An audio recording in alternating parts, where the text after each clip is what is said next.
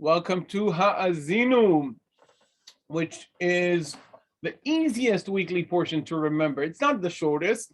The shortest, as we said, goes to Vayelech, which is only 30 verses. Here we have 52 verses, but I think it's the easiest one to remember because, alongside Vayelech, let's say the previous week portion, because it has a lot of poetry and short, poetic, almost metered verses, which are very easy to remember.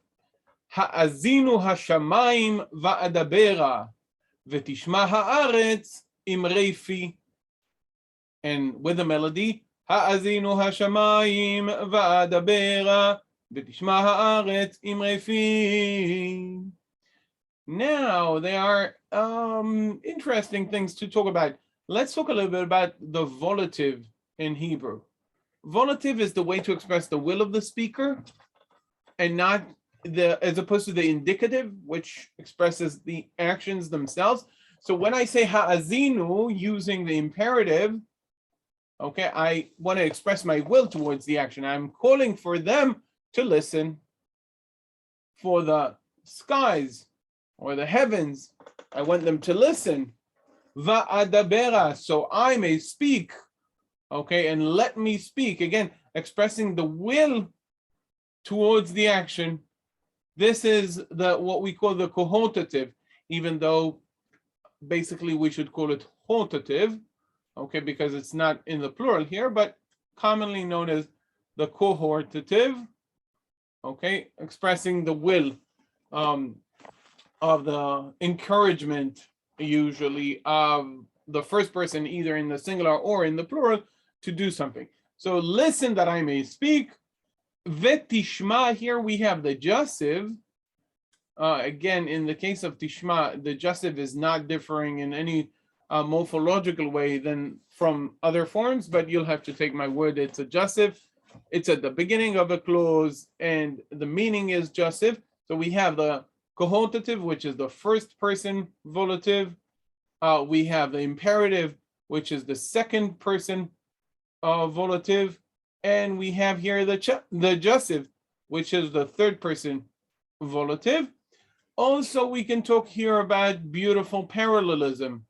Haazinu, okay, vetishma. Give ear and listen. You can see the connection, the similarity in the idea.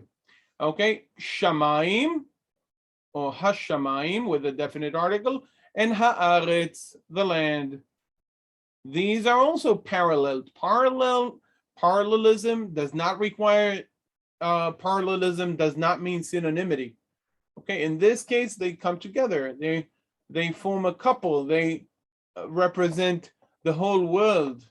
Okay, when we have two elements that represents the whole, okay, we call it merismus, okay, or in English, merism. Va'adabera, okay, let's use a different color. Va'adabera, vetishma imrei fi.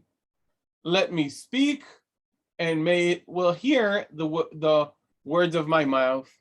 So may I speak, or wording of my mouth, related to one another. And mentioning the heavens and the earth, does it remind you anything? I'm sure it does. It reminds you of Genesis 1:1. Bereshit bara Elohim et hashamayim ve'et haaretz. In the beginning, God created the heavens and the earth, and there is a connection between this covenant that is established here and the creation. Okay. Also note the personification, speaking to the heavens, speaking to the earth, something that we see both in the Bible as well as in ancient Near Eastern literature and in other cultures.